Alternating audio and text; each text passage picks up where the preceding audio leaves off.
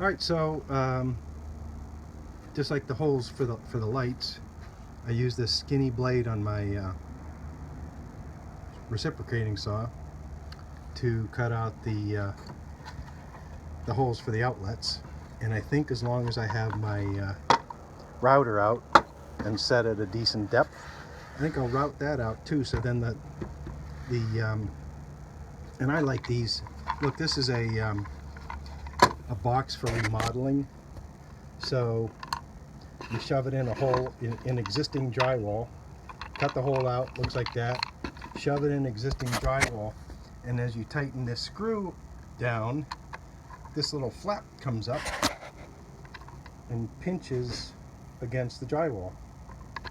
Clever little thing. And I had them here. So what I'm going to do is, so they'll work perfectly here, right? When I start screwing that flap will tip down, tighten up against the bottom of the drywall, or the wood. But since I have my router out, I'm going to go ahead and router this, so when the outlet's in there and the faceplate is on, they'll be flush with the top too. Let me get that done.